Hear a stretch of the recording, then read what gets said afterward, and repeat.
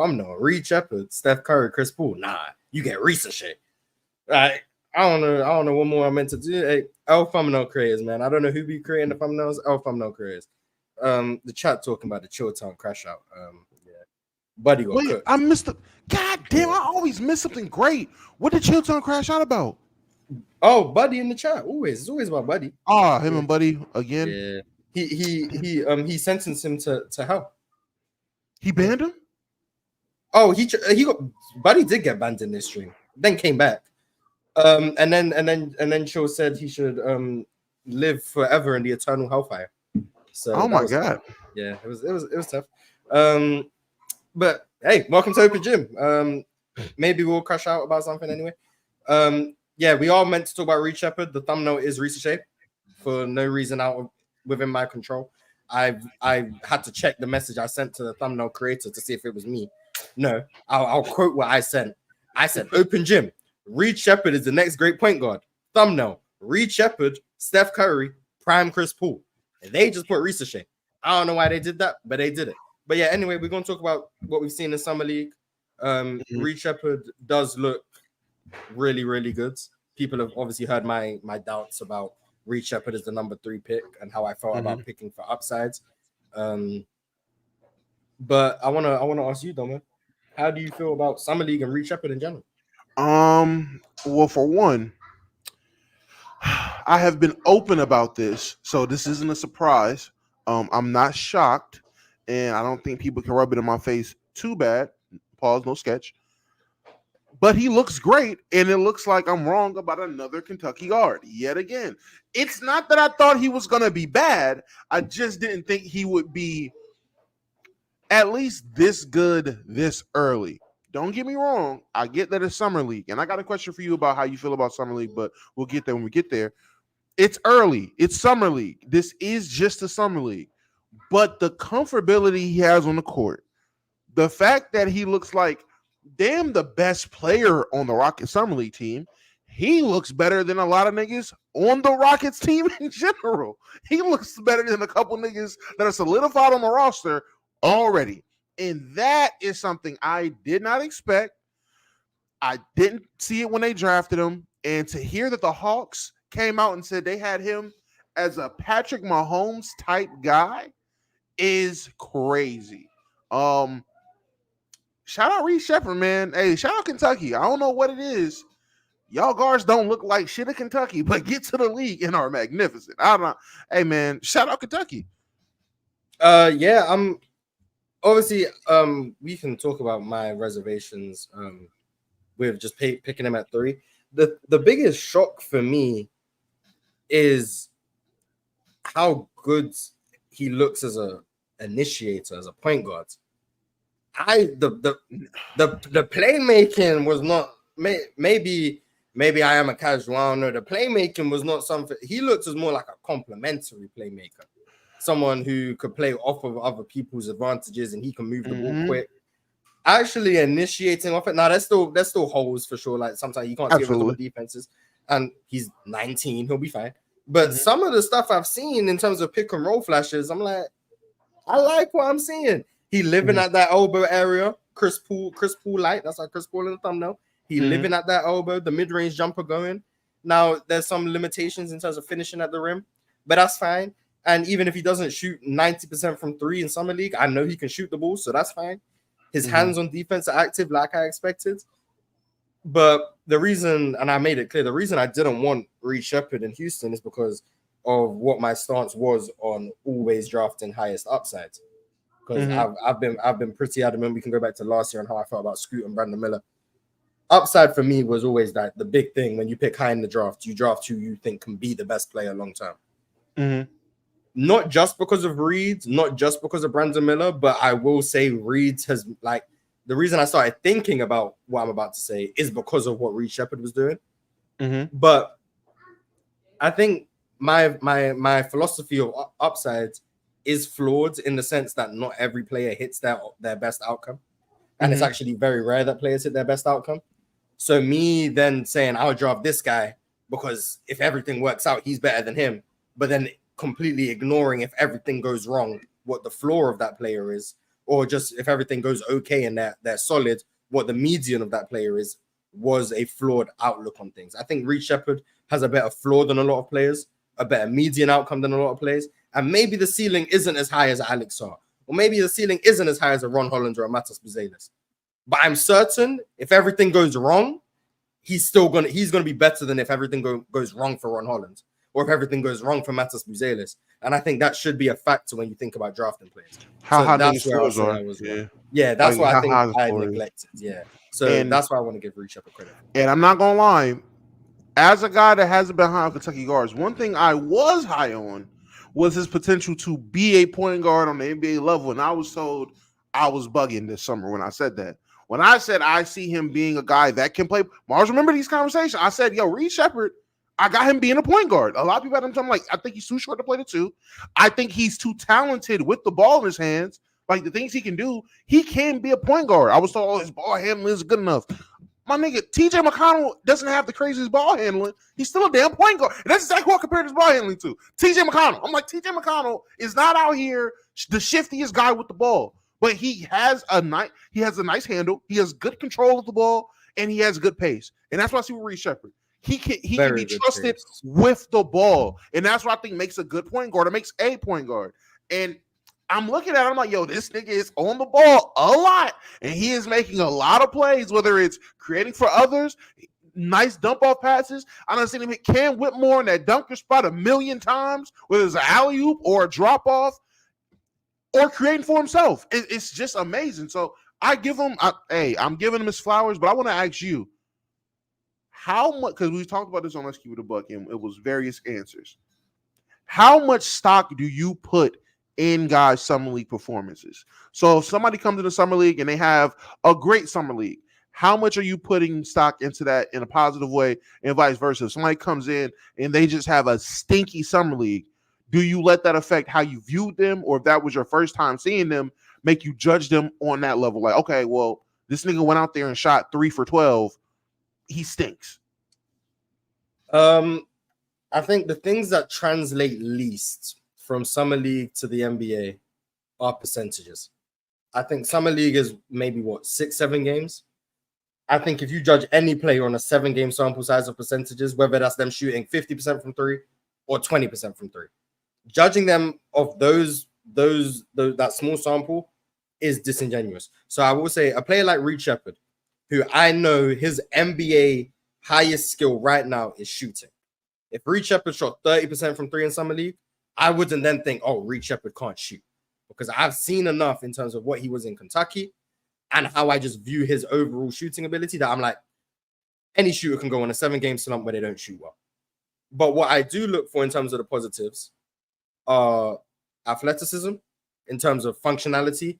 Do you have the speeds and explosiveness to get by defenders? That translates. Whether you're getting by Ryan Dunn in Summer League or you're getting by Drew Holiday in the NBA. Speeds, explosiveness, that translates. Shot creation. Can you create open looks for yourself? That translates. Now, whether or not you make them or not can be dependent on small sample sizes, or you just need to get better. But can you generate open looks for yourself? Whether that's layups, open threes, whatever. Can you generate yourself open looks? And then defensively, do you compete? Is your effort consistent?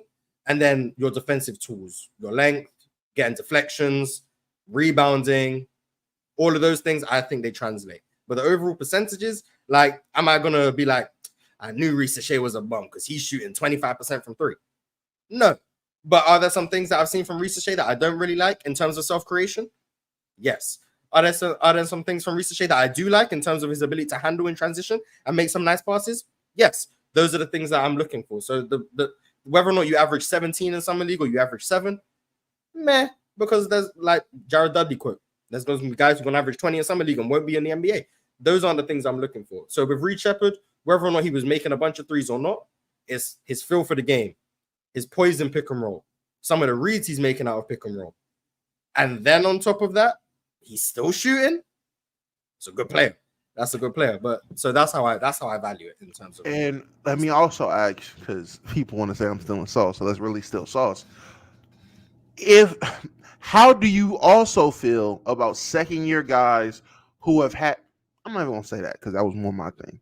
How do you feel about second-year guys playing in a summer league? So How do you feel about Jaime Jaquez. Jaquez, B-Pods, essentially anybody with a solidified spot going into next year on their team as a young player? How do you feel about them going into Summer League and playing their second year? I'm fine with it in terms of more reps, a bigger role, knowing that like you're obviously the best player on the team for the most part, getting that bigger role, more responsibility, seeing defenses more geared towards you. Those things I like. Now, do I think you need to play the whole summer? Do I think Jaime Jaquez needs to play the whole summer league? No. He's way too good for summer league. He's also like 23. Do I think Podziemski needs to play the whole summer league? No. Do I think Cam Whitmore needed to play last night on a back-to-back? No. And they ended up looking terrible. No. So I think it's good for a couple games for the whole summer league. I don't think it's necessary, but to like use that as a leapfrog.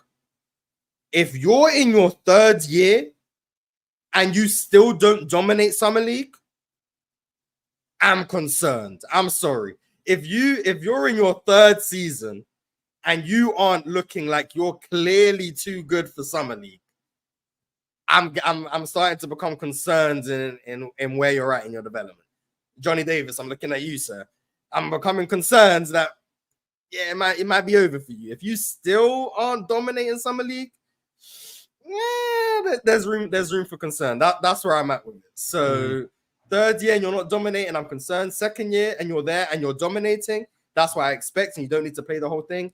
Second year and you're still trying to solidify your role in the NBA and you're playing good, that's fine. Third year and you're not a consistent NBA player and you're not dominating summer league, yeah, you might need to go get ready to join Pat Bev overseas, man. I don't know what to say. I feel it. I'm not gonna lie to you.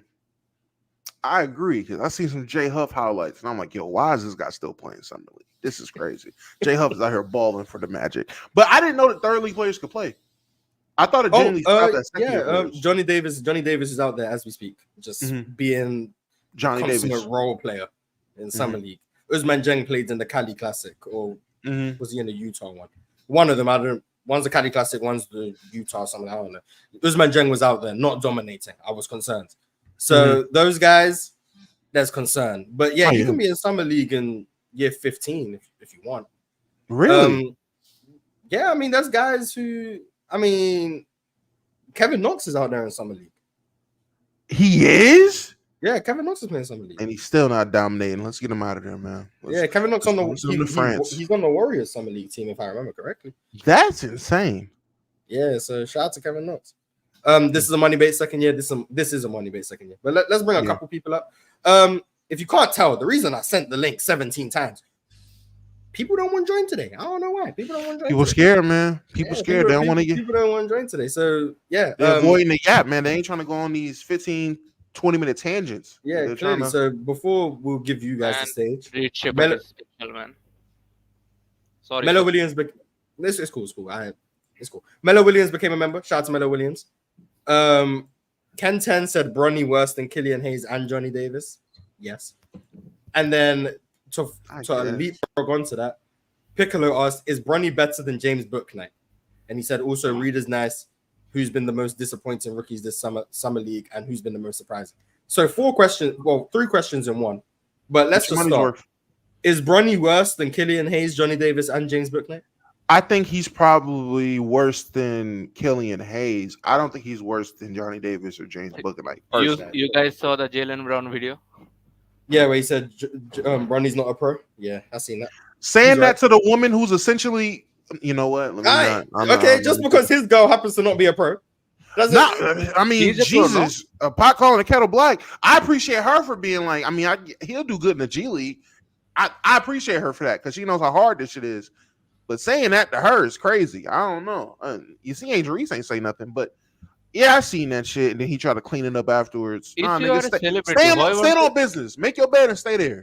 Why won't you cover your face before talking in a public place? You know they can read your lips, no? Man, first of all, no, they shouldn't have to cover their faces. I think it's super weird that many people are recording them and watching them like that. But that's I'm saying this because I see this always in football. Every time athletes talk in the pitch, they always cover their faces. Not in the bleachers, not on the sidelines watching the game. Maybe. Yeah, I mean, there's no football player that goes to watch another football player. He's talking about football. But I mean, it's still the same on the pitch. Yeah, do that, but But like, I can understand. If I'm talking, I'm not covering my mouth. If you gonna record me talking and you just a weirdo, I'm gonna be honest. So is what it is. But I can understand. So why would knowing you who he is, like it would make sense. He didn't backtrack. At no point did he backtrack. He tweeted, nah. At no point did he say backtrack. It wasn't at no point in Jaylen Brown's tweet did he say Bronny's a pro. He said he's rooting for him. I'm gonna read the tweet. He said, because he quoted I don't think Bronny is a pro. He said, these are his words.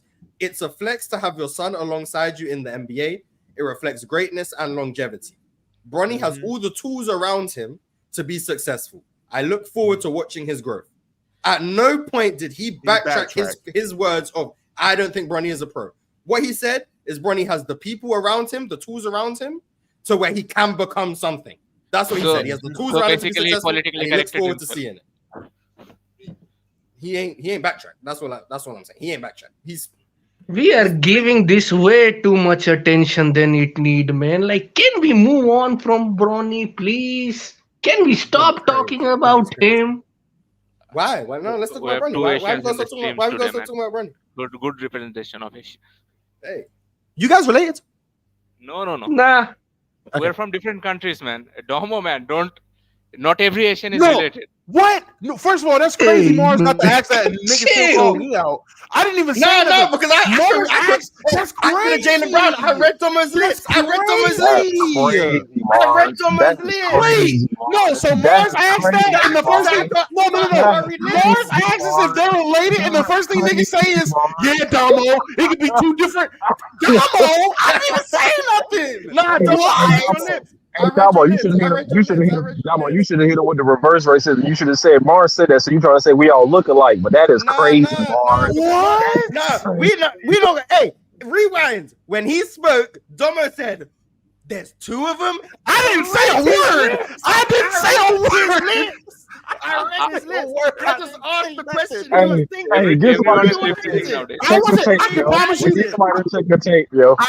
was not thinking that at all. All I was thinking is, I wonder if they're gonna argue with each other, because then I'm gonna die laughing. But that's what I was thinking, to be honest. But to ask, are y'all related? If I would have asked that, I'd have got kicked off the show. I would have got kicked off the show. You know how many times there's been a British person on Open Gym, and all the chat is, "Oh, Mars' cousin, Mars' cousin, Mars' brother." The guy's from Manchester, and it's Mars' cousin. Hey, you know what's crazy? You know what's crazy? I didn't hear a nigga say, "No, Mars, we're all not the same." Nigga said me. Like, I asked the question. I didn't even say anything. You made the crazy face. This guy was crazy. Was that not crazy, chat? Damo, you know what this is, Damo? This is where everybody's in the cafeteria in the school lunchroom area, and Mars is the one cracking jokes, but because you laughed the hardest, now they're trying to get on you about it like you started it. I'm the known troublemaker. We just gonna assume I did it. So let's get him for the office. I didn't even do nothing this time. I seen your face. I'm getting Draymond treatment. Now I'm getting Draymond. You also have a history with me for laughing at my accent, so I looked at you. Man, I seen your face, no man. You're not gonna act like you innocent, man. I seen your face. I see That's how you insane. That was an insane question. We just talking basketball. Are y'all? You know what? I'm not even gonna take you there. We good. So I can't ask a valid question. I mean, I guess. Okay. And for him to double down and say it's a valid question and no one even questions that is insane. Why is it not a valid question? You got it. Okay. Why didn't you ask him this question when the new this guy came in? That if he's related to Domo. I wanted to. I'm not gonna lie. I wanted to. Whoa! What is going on? Yeah, last time we had an episode like this, we got into a whole Jesus conversation. Are we on the verge of another one of these? Episode 112. I don't think you guys understand. Open gym in the off season becomes less and less about basketball. Yo, this is. If Jalen pulls up, I know what time it is. I'm just holding responsible. The triplets. Oh my god, Jalen! He seen a black dude with a rough beard and said, "Or we gonna actually relate to Domo?" That's correct. No one says anything. Wait, why That's you why. But why you and saying here's my the guy thing. Deem the Dream got a rough beard? Why you hating on my guy? And here He just and tried to here's say the we thing. look similar. That was it. Nah, And he here's, ain't say he had a here's rough the beard. He thing, ain't say he had a rough beard. Damo, when you first got the Wow. PC, they were calling you Low Junior. So I don't know if that's where that kind of stems from, but I think it's That is wrong. true. You know what I'm That saying? is true. Niggas call me Low That's not Junior. racism. That's What just can I do, feminism. Big Domo? Yeah, I mean, Stefan Reed is pretty good, not gonna lie. who? Who?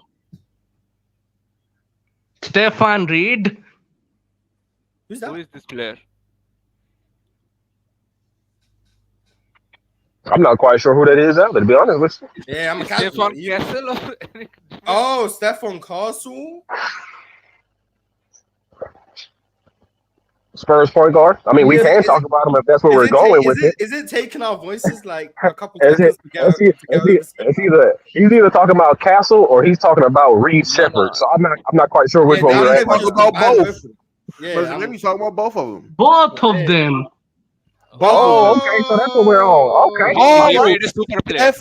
Stefan and Reed, I guess he meant to say. Yeah, okay. Yeah, I agree. Yeah, I agree. They look good. Yeah. I like Both good Stephon. players. I believe he has shown a level of comfortability running the point guard. I think Pop is doing with him for summer league what he was essentially doing with Jeremy Sochan during the season last year, and I think it points to Castle alluding to the fact that he wants to get back to playing point guard. So I believe the questions about his handle still may be there. He's shooting about where I expected him to shoot. So given that he'll have an off season of working with, the shooting coaches, they'll help him He understand. seems like a confident shooter. Yeah, he seems like he wants to, because I think he understands that that's a part of his game. Interesting. Yeah, He wasn't that's as I good think. as Utah. Yeah, because I think, and I think a lot of that came from Mars. I do think that the Coach Hurley, I believe he got him to buy into a system. And I think when you have a young guy who was a top prospect coming out of high school, coming into a program where they're coming off a national championship, and they recruited you to play point guard, and the first thing the coach tells you is that, hey, in order for us to be successful for this year, I believe it'd be in our best interest if you move off ball. I think that was a good thing for him. And I remember one time you mentioned it, but I don't think a lot of people looked into it really. He kind of had he really did have an injury during the season towards his wrist and his hand that kind of hampered him. But even before then, he was a pretty decent shooter even before the injury happened. And then after the injury happened, he came back and he didn't shoot as much. But I think he didn't shoot as much because I think he saw that the team had other shooters, and he saw that his best fit would be to play defense and play make. But I like what I'm seeing from him, especially being a Spurs fan. So I think Where do you think he will play this season? Point guard or small forward? If I had a choice in the matter, I would have him play backup point guard. I would have him play in front of Trey Jones.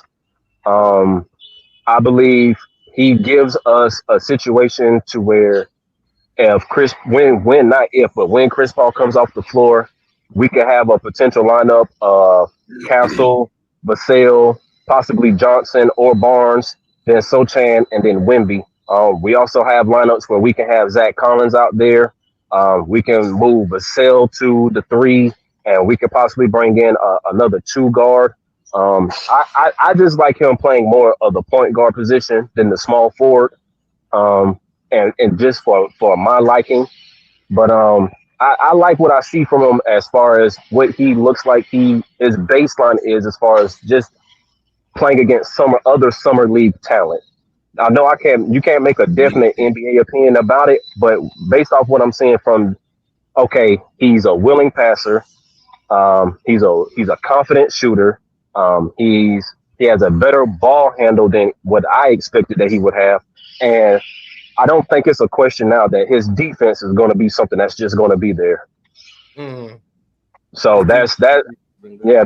So if I can get that point of attack, and if I can, if I could just get Vassell to tap back into whatever defense he had at Florida State, and if I can put that with Castle and have Wemby on the back line, I'm looking at easy top 15, top 10 defense this year. And Sohan, don't forget Sohan out there too. But Sohan. see, the only reason why I didn't include Sohan is because I looked at Sohan if he can improve his lateral quickness because he has the strength, and I don't think a lot of people can pick that up from Sohan. He has the strength to be able to play, twos, bigger twos, threes, and even the smaller fours and whatever lineup we're playing. It's just what I question with him is has he improved his lateral quickness? Um, but as far as him being a extra defender out there, primarily on the wing, especially if Vassell doesn't get back to that defensive prowess that we really kind of drafted him for coming out of Florida State, then yes, I would include Sochan in that because I do look at Sochan like he will be our, not necessarily like our glue guy, but he will be our poor man's Aaron Gordon, if you will. Yeah, Wouldn't you I say- can see that. I can see that. Wouldn't you say the lateral I- quickness isn't that much of a problem with Castle more than likely being a point of attack defender most of the time? Well, the only reason why I say that is because we see a lot of the twos, threes, and fours. What they like to do, especially when they're mismatch hunting, is they do typically like to get guys that are a little bit slower of foot on them. And on the wing, I do understand where your perspective is. Even if he gets beat off the dribble, you can't have guys like Castle who can help dig, or you can always have Wemby there. But I don't think you would want a situation where, say, Castle is the main defender on the strong side and Wemby is defending a guy who is in the corner all the way over in the weak side. Because even though Wemby probably could get from the 3-point line to the other side of the rim in one step, I don't want it to jeopardize our movement as far as leaving a guy open in a corner for a wide open three. But what I will say today is it's not like Castle is, not Castle, but it's not that Sochan is too slow a foot that he can't keep up with guys and move laterally. I just want to see if his lateral quickness can improve. Yeah, And I apologize for the noise. Fellas. I'm still at work, so my bad. you good. We No, you sure? You sure? I wanted to talk about also Khalil Ware. I think I'm pronouncing it right. No? Yes. Khalil Yes. He is going to be a problem with Bam in that front court. Good God. If only there were some people talking about Khalil Ware like the If whole only night. there was a I team wanted in to ask purple and about that. gold that could have put him with Anthony Davis. God, what would the possibilities have been? I Damo? wanted to ask. Okay, Thomas, please answer. Then I will ask. What was the question? Also- My fault. I was reading like 8 things. No, I was just talking randomly. I didn't say nothing. He was just trying to annoy you about how you didn't get Khalil Ware in the draft. That's what. No, I wasn't annoying you, And brother. I drowned it out just right. I knew.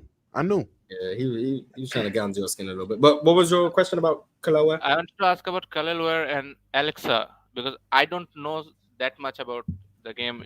You obviously, so I don't know what makes Alexa go second and Khalil Ware go 15 in the draft. Especially if almost easy. 2 teams before him needed a big man. They choose Zach Edey and Klingman. I think those are very similar kind of players, maybe.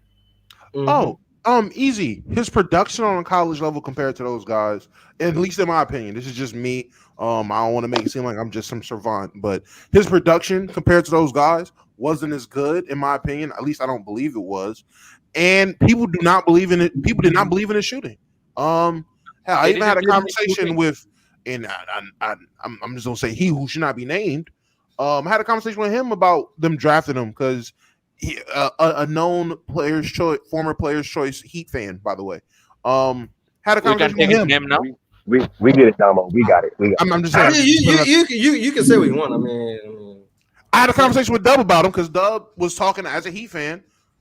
Niggas don't trust his shot. Niggas didn't trust his shot. And even now in Summer League, it doesn't like it's hitting. Unless he had a game where he started hitting shots, he's taking them with confidence, but the nigga's just not hitting. So people didn't believe in his shot. They wasn't sure about his motor. His motor was something that was questioned. And compared to the other dudes, better prospects. Alex Sarr, better defensive prospect. Zach Edey is literally 7'11". And Donovan Clegan is viewed as the best, however you say his name, I'm pretty sure I said it wrong, is viewed as the best defensive big man in the class. So, I mean, he unfortunate circumstances where he's behind those guys, but going into the draft, going into the season, people had Flipakowski Kid Bukowski, they had him above him, and that nigga went second round. So he jumped a center in the process. He was drafted for Deron Holmes, which there was another guy that was supposed to be picked before him, theoretically in mock drafts and going into it. He was picked before him. So he did leapfrog a couple bigs, but it's just that top three he couldn't crack. So the defense is the separator. Do I think what? So the defense is the separator between him and all the bigs. I think in terms of all-around defense as a big man, yes. I see Khalil where, like, there's still holes in his defensive game. He's just, to me, I think he's a great rim protector. So, I mean, he can protect the rim, but outside of that, there are things to be asked from him in terms of defending pick and rolls or just making switches, moving, anything like that you ask for a big man out of defense. And I know I'm probably keeping it bare bones, but that's just what it is. He is one aspect he has down pat. The other aspects is where people had questions about. Versus with Alex Sarr, there were no questions about anything he does on defense outside of that nigga's just skinny. Zach Edey, I mean, movement, like his mobility, but with mobility, if you believe in his mobility and he looks mobile enough, there's nothing you're really questioning when it comes to his defense outside of, I mean, guarding smaller people, but the nigga's 7'8". And then Donovan is viewed as the best defensive. He's the best defensive candidate. So there's no questions about anything in that in his defense. Do you think OS offense is better than all of them? Yes. Do I think his offense is worse than all of them? No, I think his Better.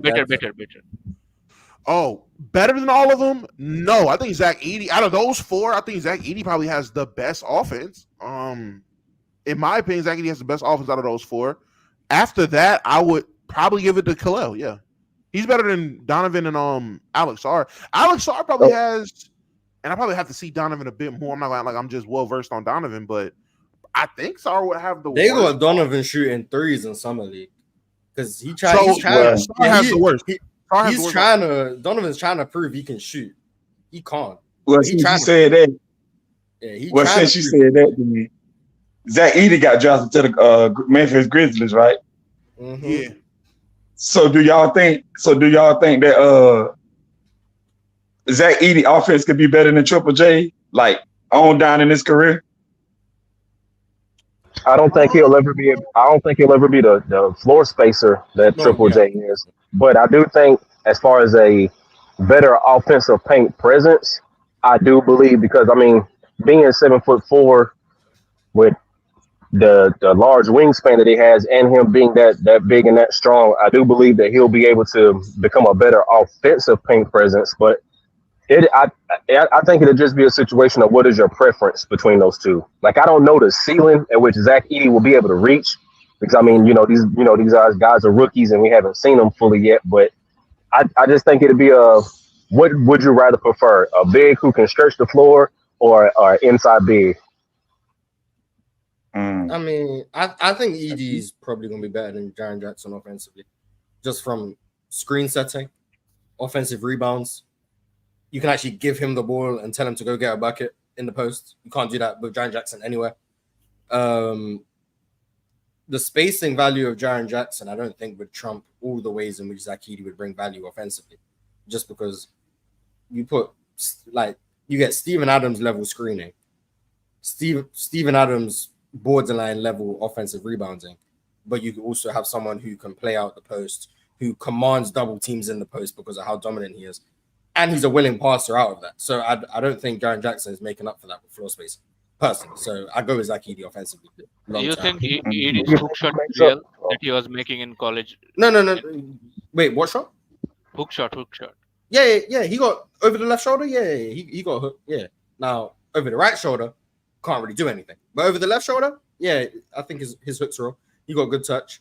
Also, you're not blocking it. He's 7'4" with a 8-foot wingspan, 8'1" wingspan. Like, I believe so. Blocking. Yeah. You're not blocking. But being that Zach Edey is a paint presence, right? Zach Edey is a paint presence. Like, he play in the paint, and he's not a floor spacer. Being that he play in the paint, and he's not a floor spacer. Wouldn't that affect Ja Morant game? Because Ja Morant like to drive a lot. Because Ja Morant really ain't a shooter either. So wouldn't that affect his game just a little bit? He worked with Steven Adams, though. Yeah, I mean, Ja Morant was more efficient when Steven Adams was on the floor. Yeah, and also depends on who's in the lineup with him, right? So if you have three other perimeter players, when Ja's driving to the paint, he's going to be in that dunker spot, or he's going to be rolling. So Yeah, I think it just comes down to have the good effectiveness of screens. the I screen mean, setter. Yeah, I was about to say, I think it just comes down to the effectiveness of the screen setter. And with Zach Edey being, what, 320, 330, being that strong, being that wide, you know he's going to be able to seal off, you know, whatever point guard or wing is trying to guard Ja. Then at that point, you have a slower foot mismatch on Ja, and then you have a size mismatch on Zach. So I think it'd be a perfect matchup with those two. What do you think if where pans out Miami's plan is?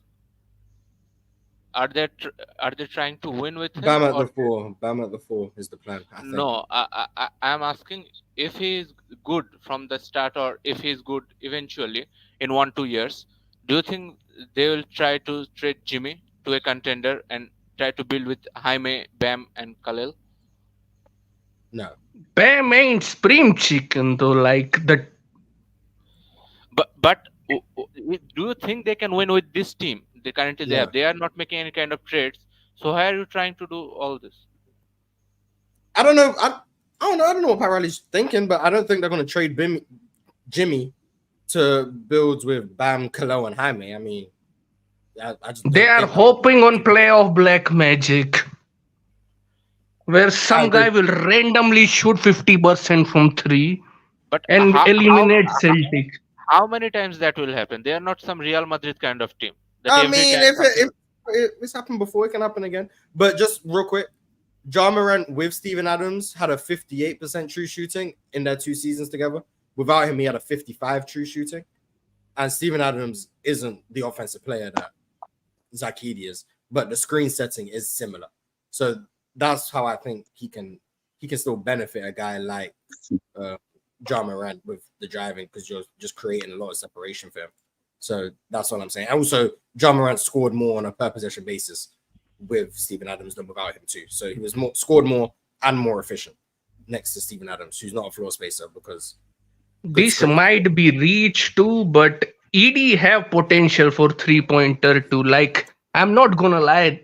Like, if he's a very good free throw shooter relative to a center position, then I think he have potential for good 3-point shot too.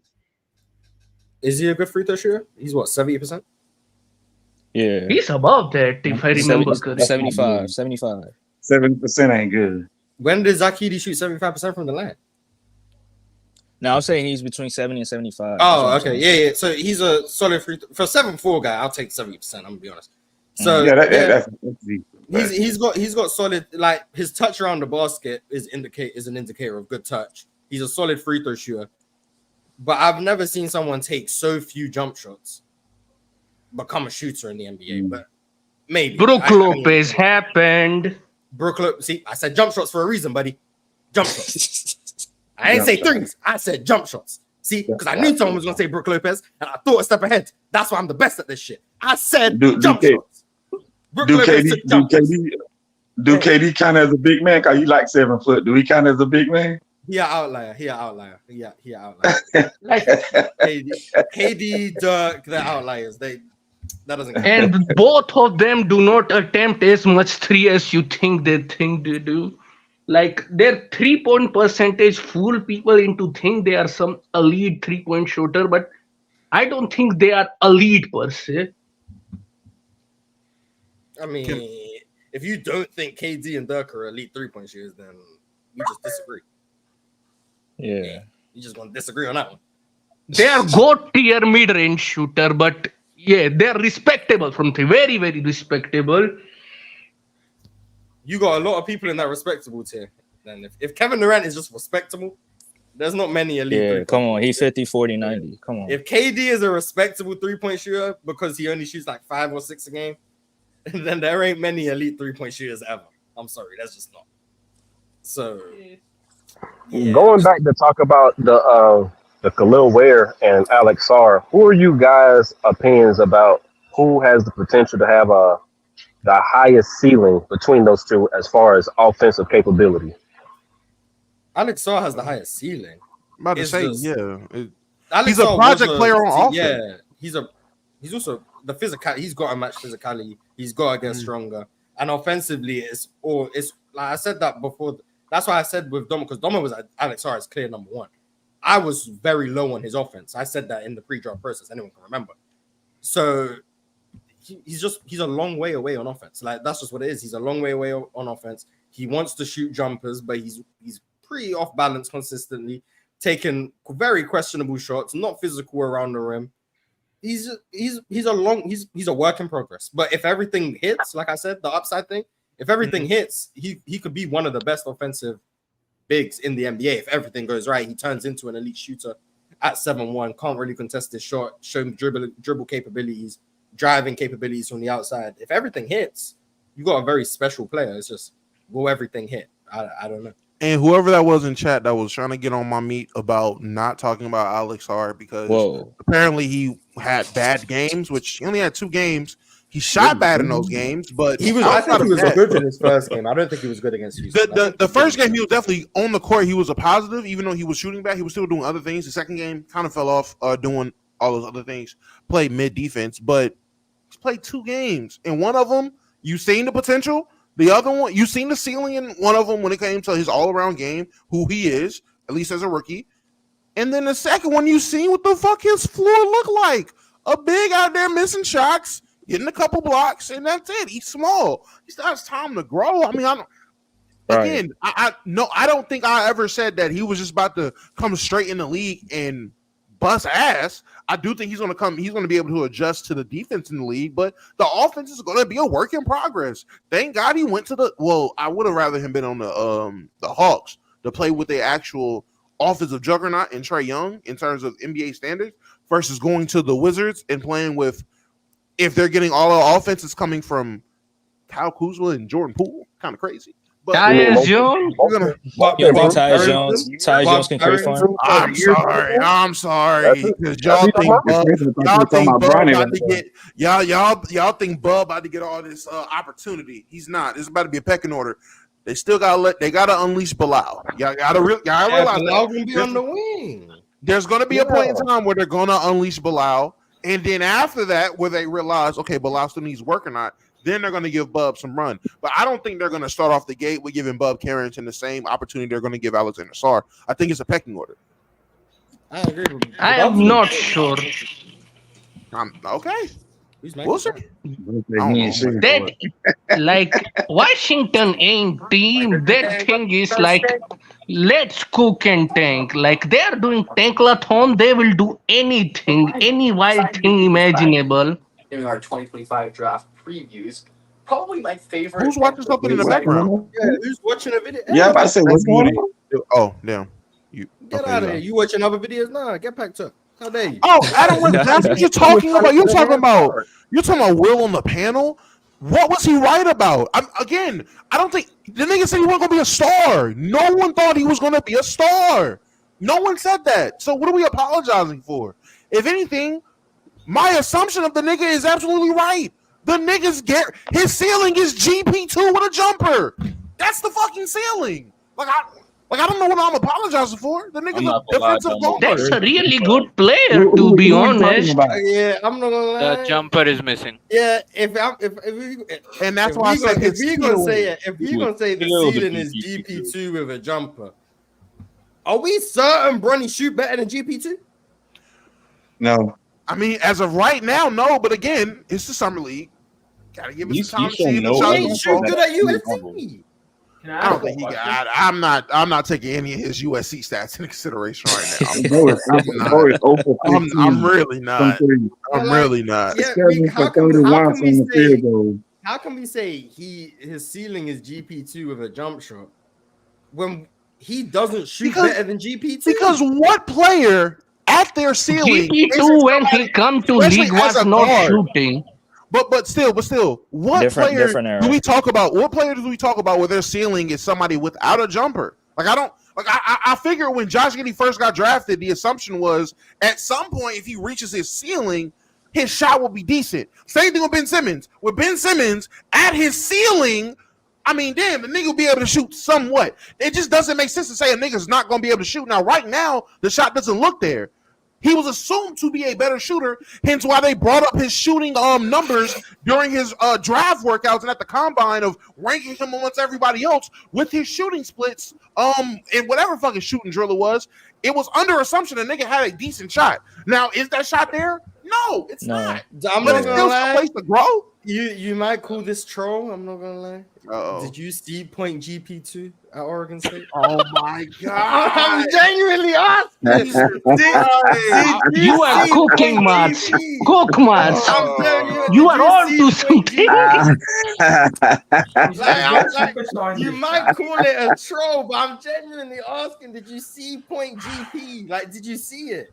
Lonzo Ball was a phenomenal shooter in college and was supposed to be a phenomenal shooter out the gate. Not something you had to develop. You drafted him with the expectation the shot was supposed to be there. And when that bitch was broke in his first year, which everyone can agree. We knew the mechanics had to change. We did not know that. Okay.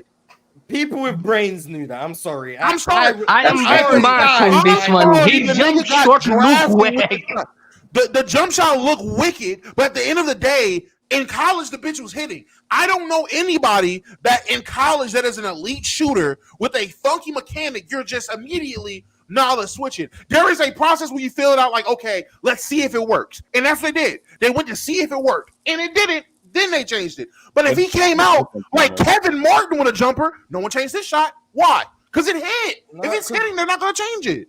Kevin Martin also had. I'm not gonna lie, and it might be. Oh, still, he's a shooter. He was still a shooter. My fault. It might be you're speaking in hindsight, but I'm sorry. Like, I was around. I was aware.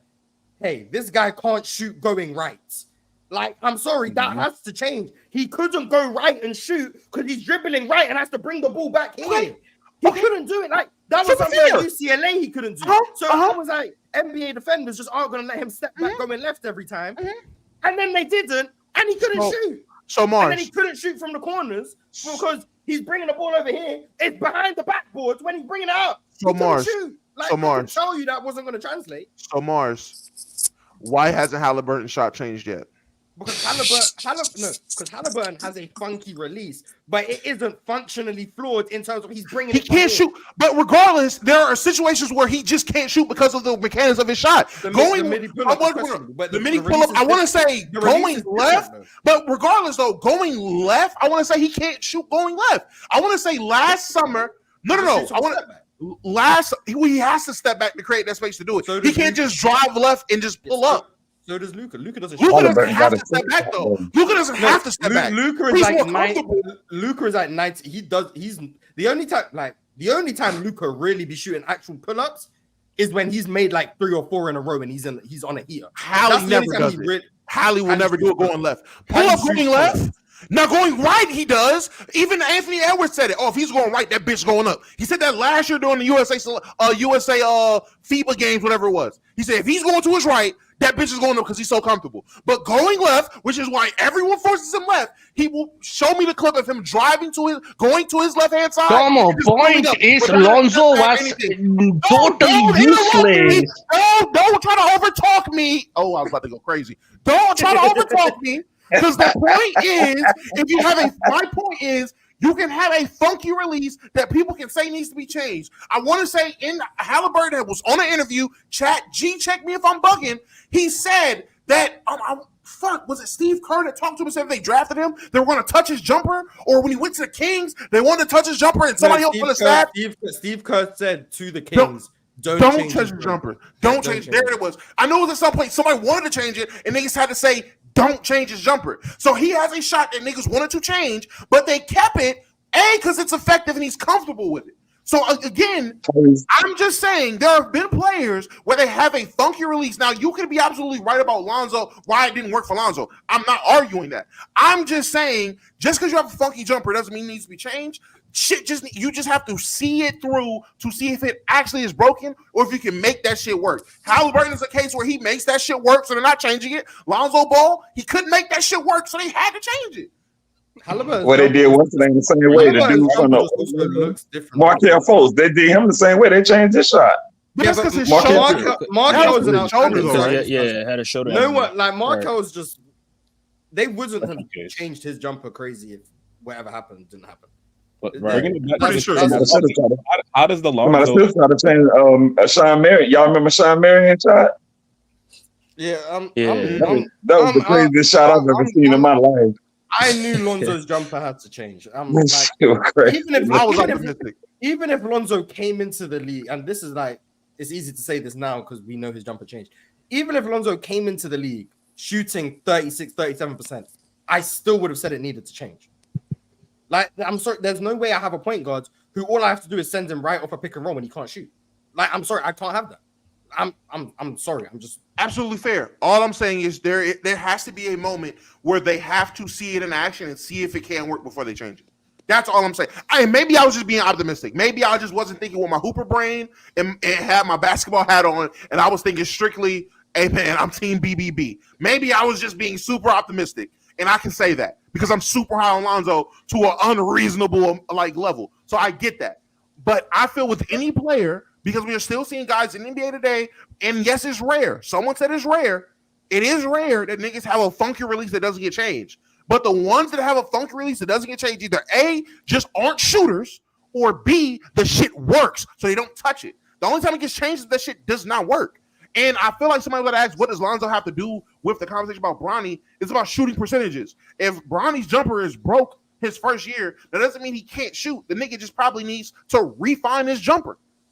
Yeah, but there's some things you can always point to, whether it's Lonzo, you're talking about Kevin Martin, Tyrese. At some level, they've shown like a high level of ability to make shots. Bronny hasn't shown that at any level, even like high school. High school, he was not a bad shooter in high school. Was he a bad shooter in high school? He was an okay shooter. Bronny. He was an okay shooter. he was. I've seen I him can tell you his percentages. For Sierra Canyon, he shot. Let's find this. I didn't think his jumper was bad. For Sierra Canyon, he shot 40% on catch and shoot threes, but 32% on threes overall. Yeah, he's never been able to show that. It's kind of like the Shooting media is trend good though. made a 40%. perception of who we think he is. 40% on catch and shoot threes from the high school line. 40, That's insane. I'm not gonna lie. I have That's insane. I mean, that's a jumper. 40% at the high school line. I'm not gonna lie. He was 18% on all threes off the dribble. He's Yeah, never. Okay, so then the nigga can't shoot. So hey, let's refine his fucking his ceiling. Okay, I'm sorry. His ceiling is GP2. There we go. Send There him it to is. the league ticket. He's then. not. Like, He's, that's where he he's, he's belongs. not the Let's athlete. go, bro. Like, stop I'm just saying the defensive level. I'm not talking about play style. Just the level of defense, his ceiling, because he's viewed as a good guard defender. At least that's what he's projected to be. Okay, his ceiling is Chris Dunn defense. Like, what are we talking? I don't know what we. No, I still think you're optimistic. If he can be Chris Dunn on defense, I'm not gonna lie. That's a very good. How he can be and that's his ceiling. I don't know what the problem is if we're saying that's his ceiling. Shout out to my man Tony We're talking Snell. about level of defense at his ceiling. I'm not saying that's what he is now. That's what he can be if everything goes right. That level of defense. I don't think that's crazy. I think that's optimistic. That's what I'm saying. I think it's optimistic. Dennis Smith Jr. on defense is a ceiling. Final offer.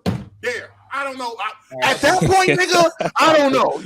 Now I feel like I'm just in terms of picking up 94 feet and that level of aggression at the point of attack. I can see it. In terms of actually being that effective, optimistic. But in terms of Can we acknowledge the floor is get ready to China, buddy? I think he can be Chris Paul on defense. What the? I'm not gonna lie.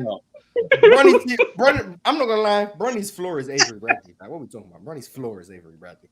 Can we agree on that? Everybody's saying Avery Bradley. I hear that a lot. No, Avery Bradley a lot. He's too good on defense. I'm about to say, Dog, if he become a player like Avery Bradley for Lakers, then his ceiling is Chris Dunn. Yeah, I'm clearly trolling. Against it, and he ends with, but his floor is Avery Bradley. I'd have left the fucking show. I'd have left the fucking show if I did all that arguing for the year. His floor is Avery fucking Bradley. they're messing with you. Yeah, Bronny. We all acknowledge Bronny's floor is he will never be an NBA player. It's Marcus Jordan. China, buddy. His floor is one of Michael kids. Nigga, that's it. Who's taking him in China? With all due respect to China, I'm not certain Bronny would be very good in the Chinese league.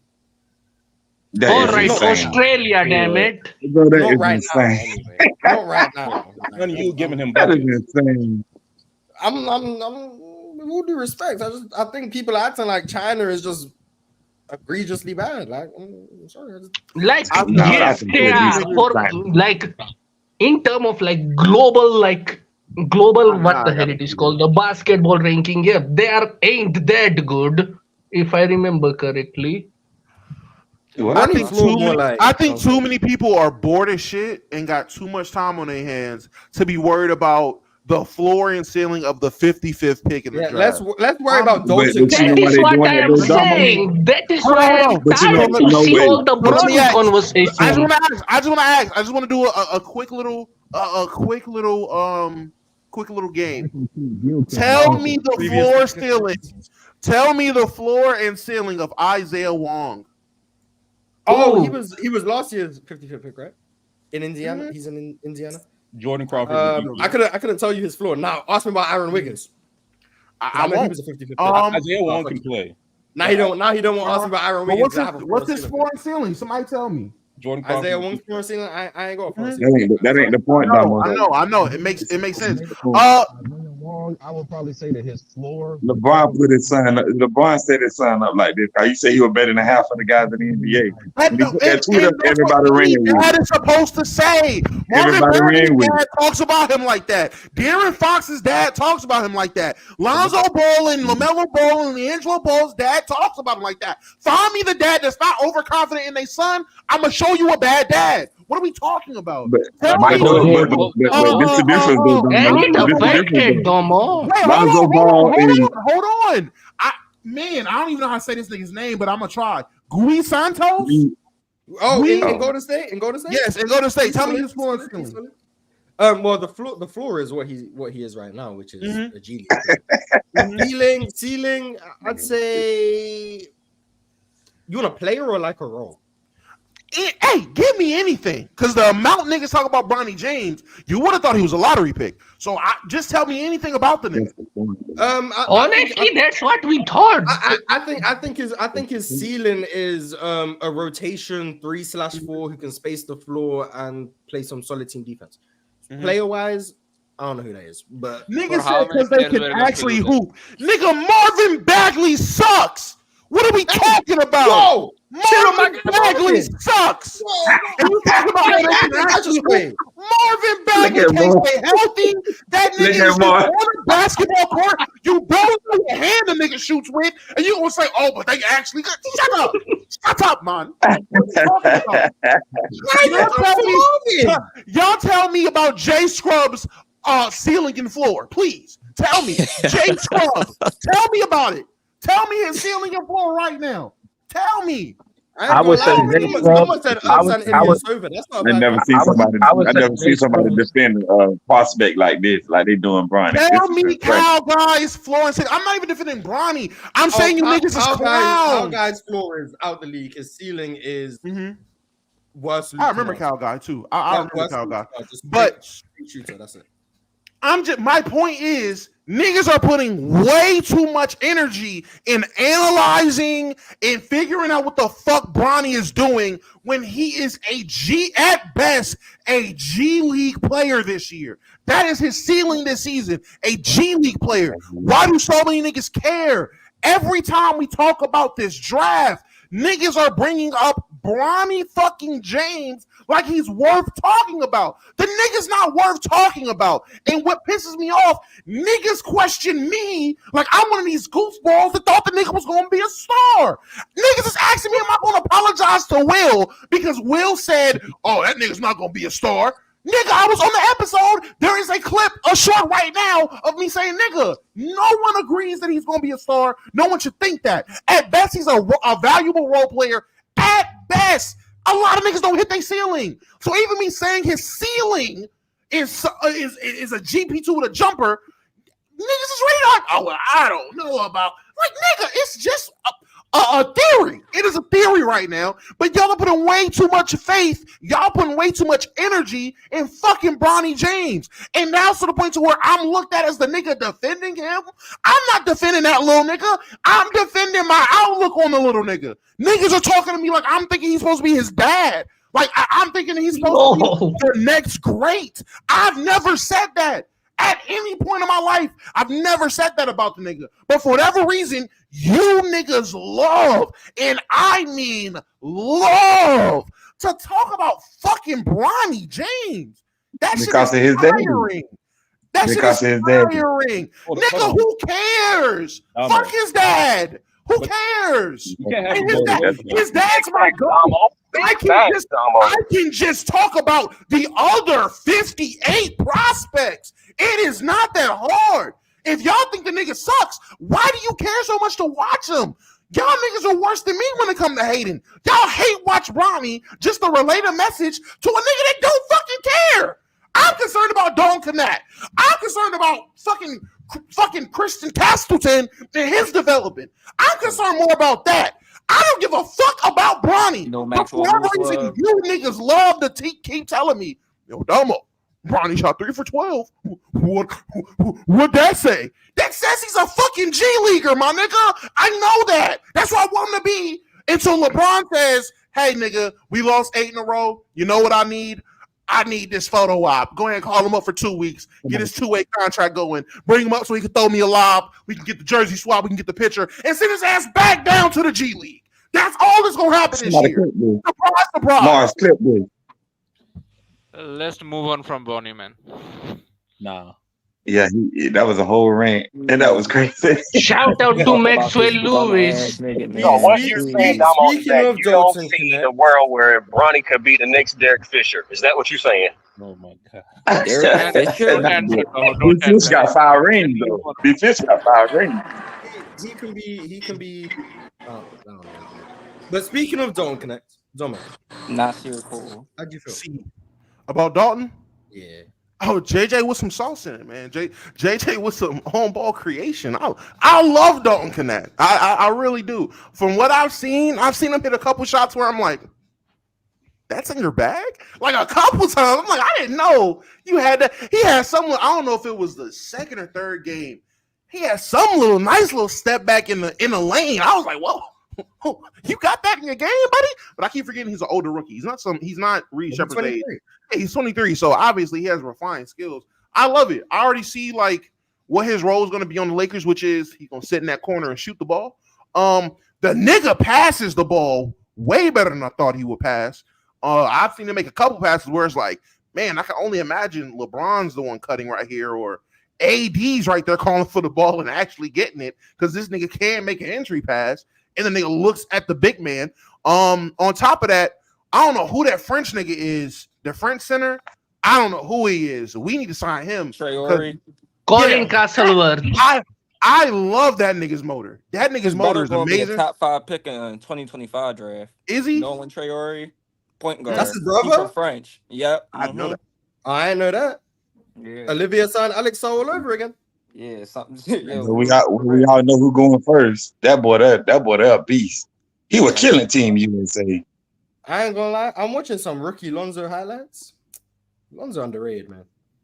Bro, I died on that hill, man. Lonzo had an underrated rookie year. Everybody was so caught up on the efficiency. I'm like, nigga, a nigga won rookie of the year with 10, 7, and 7, and y'all didn't complain. But when Lonzo does it, he's a bust. Suck a dick. Lonzo very clearly couldn't score, but like the other he did everything else. The passing was there, the defense was there. Niggas just look better with him on the court. He looked like a real point guard. Yeah, now Bulls Lonzo was even- borderline all-star player. Like I will die on that hill. Like if there is a category of non-all-star, that 2022 Bulls Lonzo was like dream role player, like 44% from 3, arguably best perimeter defender in the league. Like he was so good in Bulls. That's why I took him in my all-time draft. Well, even LeVar said LaMelo was his best son. So They all said that though, but they always said it about the youngest brother. I'm still mad about the Antetokounmpo's fool of me and thinking Alex was the best one. But Mars, something. You want to know when I was like all in on Lonzo's future in the NBA? Like I knew he had a place to stay, and maybe this is a bad way, optimistic way of looking at it. But I was like, nah, he's gonna be fine. After his first game, where he played Pat Bev, and Pat Bev was being the clown that he was, he followed that up by a 29. What was it? 29, 10, and 9. It was a near triple double. It was like 29, 11, and 9 or something like that. Yeah. Follow that up with that type of game, and literally, you couldn't tell which game he enjoyed or had a worse time in. Literally, stone face, even tone, walking off the court, didn't care. Just another day in the office. I said, you know what? This kid, Magic might have been right. This kid's gonna have some records up there. Hey, leave him some records, Lonzo, because this guy got it. I love it. Stone cold killer. How do you respond to adversity? I go out that bitch and put damn near 30 up in my second NBA game. Second. He took 27 shots that game too.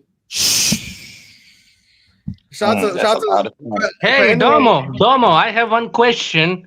Should we have kept those young guys and not traded for Edey? With hindsight. No, in hindsight. With hindsight, we should have did everything we could to keep Lonzo Ball and traded Kuzma bum ass. So if that meant adding another pick, we should have did. Oh my god. Wait, so, first of all, so with hindsight, you try and keep the guy who hasn't played basketball in 2 years. Yes. What? In hindsight, at that time, no. At that time, because one, I would hope that they would have changed his jumper. So the jumper ended up changing, but the very next season he played. 63 games for New Orleans that very next year. We could have used that. That was usable for us. That's 63 out of 72, by the way, because short season. Absolutely fine. And then he would have been healthy by the bubble because he did play in the bubble, didn't he? He was in the bubble. Yeah, he was in the bubble. So I'm just saying, if we're looking at the same timeline, we still are on path to go to the championship in 2020. I would have much rather had Lonzo Ball, Rondo options coming in the guard. You still make the AD trade. You just keep Lonzo, is what you want. Yes, you just keep Lonzo. That's it. I'm with you on that. But I'm not gonna lie. But doesn't it? But it don't really matter though, does it? For changing Lonzo's jumper, Fred Vincent did miracles for Brandon Ingram and Lonzo. You don't just get that. You don't just get that. Both of them were like, and I would, and like I said, I would assume we still change his jumper. I would assume that would still happen. Now, the same guy changing it, no, but I would assume based off of the 2 years he had with us, you still change the jumper because even though the number, that shoot number slowly crept up, it wasn't good enough. And I feel like you should have changed it. But but it doesn't really matter if y'all had Lonzo or not because y'all still won in 20, right? Talking about it's jumpers, not about that. who is the player? Who is the player? It's not about that. It's about the optics of it. It's about the optics of LeBron and Lonzo side by side holding up that Larry B. Man, that's like that would have been my profile picture for the rest of my life. Like that would have been the chef's kiss on top of my fandom. Those are my two favorite players. I would have much rather seen that than bum ass Kyle Kuzma celebrating with bleach blonde hair. Like, get the fuck out of here. I'm gonna be so happy if Lonzo somehow comes back and is like his 2022 self. Like, I really want that to happen. Hey man, I was praying for time like this. I just hope he get bought out, and then when everything looks bleak, the Lakers can't add anybody. Lonzo Ball bought out, returns home. Is he confirmed coming back for this season? Yes, he's gonna have the Lakers mind. It's going to be the most soul-crushing thing ever. And it is not going to help the Lakers, man. He decides to go to the Clippers. He's going to be 20. Lonzo goes to the Clippers. I don't know how. God help us. If Lonzo goes to Clipper, then God hate Lakers. Confirm. If he gets balled out and goes to Phoenix, win. Kill me, please kill me. If that happens. Is it a crazy concept to say Lonzo just teams up with LaMelo in Charlotte? I don't think that's a crarazy concept. That's the sensible thing to do. That's just nightmare blunt rotation starting lineup. Like, that backcourt ain't. What? That backcourt ain't it. Like, what's wrong with Lonzo LaMelo backcourt? I'm about to say, what's the problem? Lonzo, LaMelo, Brandon Miller? That's nasty. That ain't gonna work. Miles Bridges. Yeah. Like Mark Williams. It's not a bad starting five. Vasily Mičić. T-John Salon. That nigga, man. That's a decent start. That nigga better be nice. That nigga better be nice because if I miss the chance to go see Buzelis or Ron Holland play in Charlotte, because when I buy these season tickets, If I miss a chance to see my real niggas play because they drafted French Kevin Knox, that nigga better pan out, bro. He better pan out. For that. Charlotte's really Respect, man. Respect. Domo, I have one question. I am pulling up. I'm pulling up, and I'm dropping slurs in the stadium, man. I That's promise worse you. than the Bronny pick. That's worse than the crazy. Bronny pick. Brother said too much Kevin Knox. There's no such thing as a bad 55th pick. Can we get that out of there? No. Oh, that's worse than the 55th pick. Like, Says of who? course, it was a 6th pick. What? You don't make a bad 55th pick. That doesn't exist. Apparently it does. This was the first bad 55th pick in NBA history this year. Like, no, there's never in NBA history has there ever been someone taken at 55, and it's like, that might not be a good. Hey, like, that's this year. No one Never was say like, never. Never say never, man. No one was like, Would you say give him the 55th pick? Bronny's already a when trendsetter. KD Lalane was drafted with the 55th pick, by the way, never played a second in the NBA, is now 32 years old. When he was the 55th pick, no one was like, the Spurs made a mistake taking him. No one's ever done that. No one knew. It was a bad 55th pick. But to be fair though, if they could be a bad first round pick, they definitely could be a bad 55th pick. Outside of okay, cool. Let's play a game without saying Unless Bronny the James. 56th pick becomes an all-star. Outside of Bronny James, name me 3 bad 55th picks in your opinion. All of them. Any of them Respect Aaron No, Aaron Wiggins. I'm saying Aaron Wiggins is the bad 55th pick. Aaron Wiggins is the bad 55th pick. Jared Vanderbilt. My guy Vando was selected around that range too, right? I don't think he was.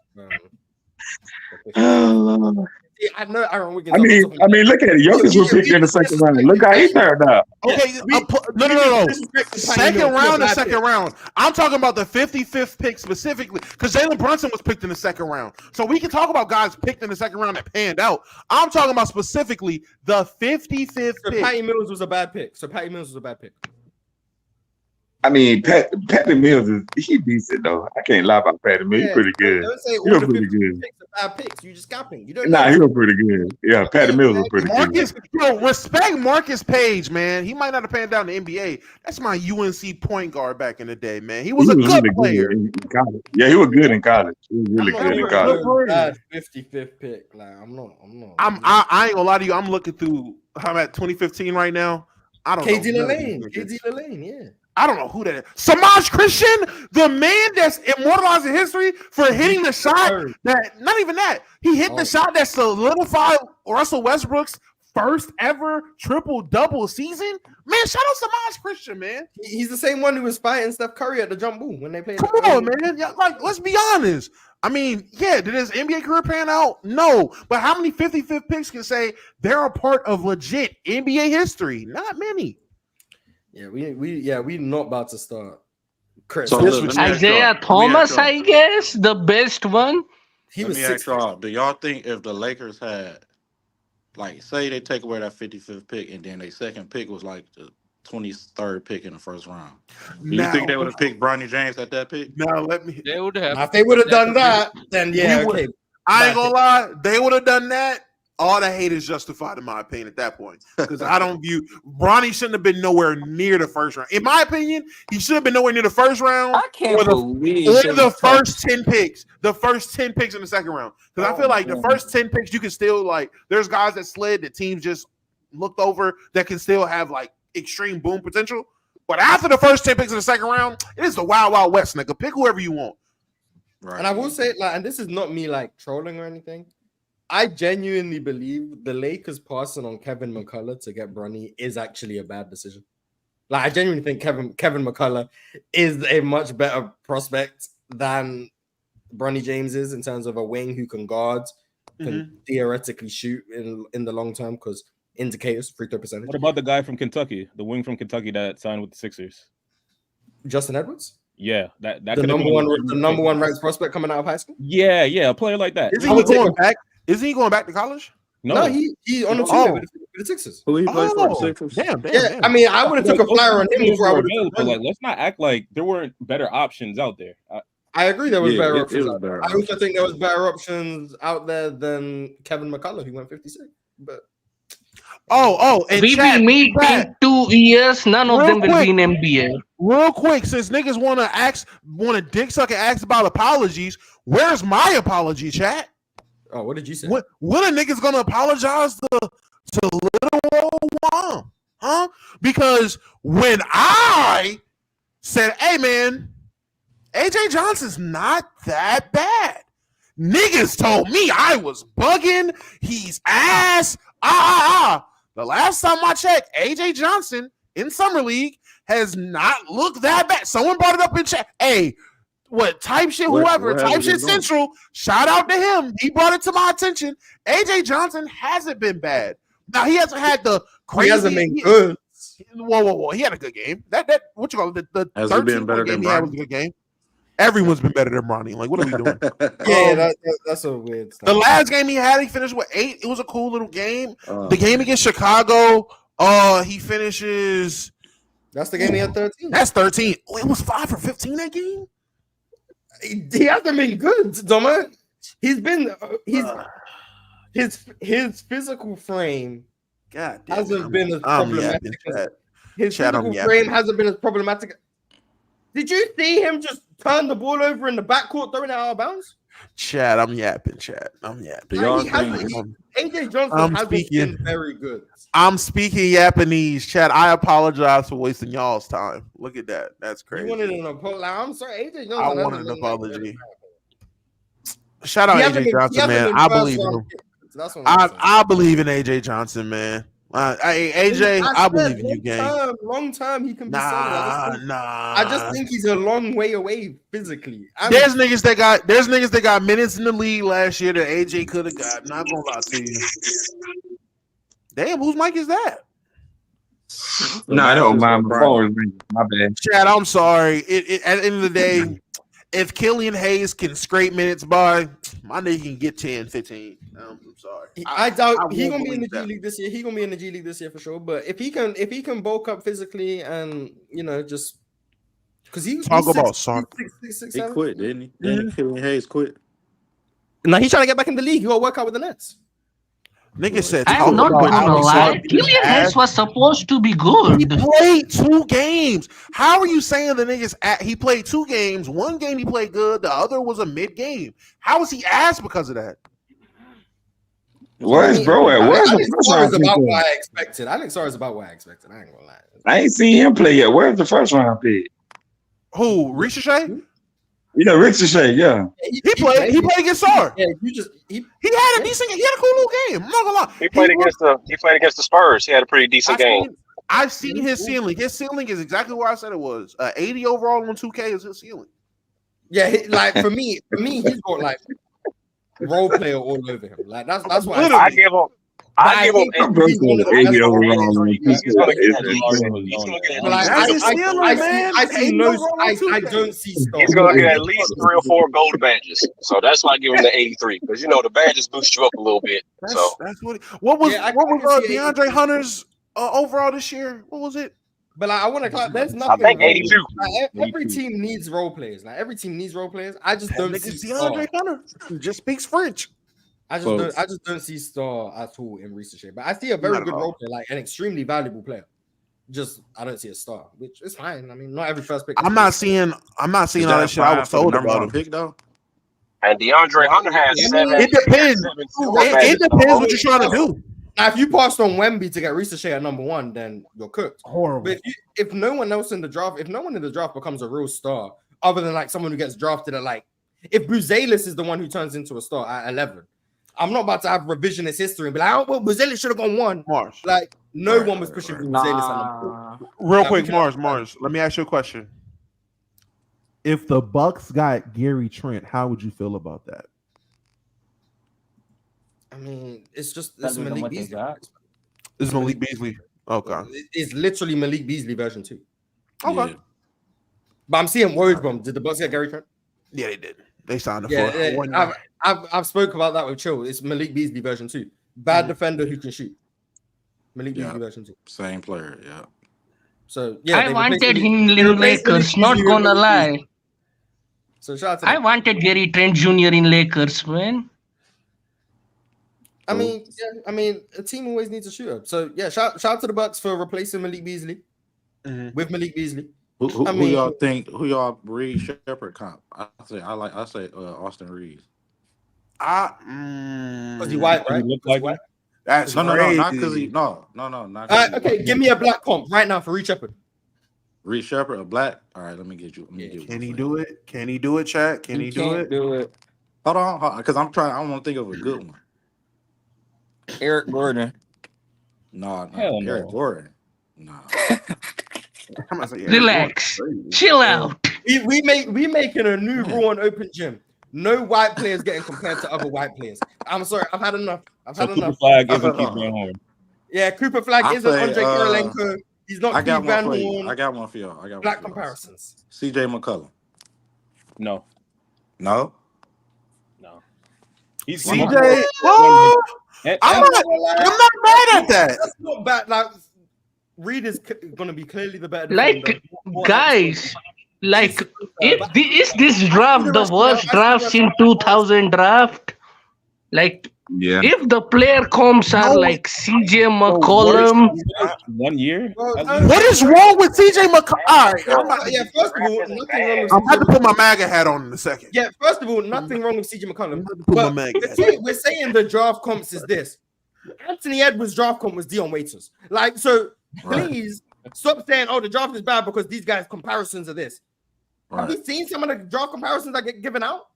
Like, that doesn't prove anything. Draft comparisons are not saying anything, but you want to say, is this the worst draft since 2000? You think this is the worst draft in 23 years? I mean, might be. Yeah. So let me ask. Hold on. So because I'm gonna ask, I want him to really tell, and I want him to tell me. Don't none of you motherfuckers Everyone help. else mute up. Everyone else hush. I want him to tell me. I'm muting How everyone. many players in the 2002 draft are you saying is better than these guys? Now Mars don't say anything. Yeah, everyone's There is Amari Stoudemire in there, my guy, and Yao Ming. Okay, and in terms of outside of what Yao meant for the game because he's Chinese, I mean, Amari Stoudemire is legend, dog. That's cool. You're telling me no one in this draft, you don't have anybody in this draft class that can potentially be better than Amari Stoudemire career-wise? Nobody? Yes. Please respect Amari Stoudemire. I mean, I don't think this is about me disrespecting Amari Stoudemire. I think this is about you disrespecting this draft class. Like, that's what everyone been saying, though. I ain't alone in this. No. I don't care about what everyone's saying. He knew Amari Stoudemire draft class. Yeah, he knew that. Hey, he knew that shit immediately. That threw me off. Okay, that's fine. So then let me ask: how many players in the 2006 draft class are just head and shoulders better than everybody? If he knows 2006, I ain't gonna lie, you might be cooked on him. If he knows 06. That might be cooking, man.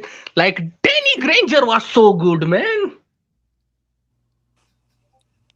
That's the first name from the one. That's the first name. name. But yeah, I'm not was the first I'm not gonna lie to you. Danny Granger was not in this draft. I think Danny Granger. I might be wrong, but I'm pretty sure Danny Granger was the year before. But I might be wrong. No. I'm looking at. I got 06 right now. He's not in this draft. So take Danny Granger out of it. 2006. There was Kyle Lowry. There was Rondo. There was LaMarcus Aldridge. Bargnani was decent, not gonna lie. Bargnani was decent. I think Bargnani was decent. That's my bar. That is literally the bar for if you're a bust or not. Are you better than Bargnani? I see a lot of Bargnani in Alex Sarr offensively. I was gonna say that earlier. For me, I'm not low on Bargnani at all. Again, that is my bar for what a bust is in the NBA. If you can't at least be Andrea Bargnani, you're a bust. That's how I've always looked at it. Where's Wiggins fall on that line? Above the line? You know what's crazy? At first, he was like right there on the line. Then he dipped under a little bit. Then he progressed and was over it. And then this motherfucker regressed right back under the line. So it depends on what era of Wiggins we're talking about. That nigga's all over the spectrum. But again, 06, I'm not. Again, I don't think I'm trying to. I'm not. And you're telling me there's nobody in this draft class you can have that can be for this generation as good as Rondo was for his? Respect Rondo, please. He was best point guard in the league, dog. And again, this is you. He's never been the best point guard in the league. You are disrespecting this draft class because you don't respect it. That's fine.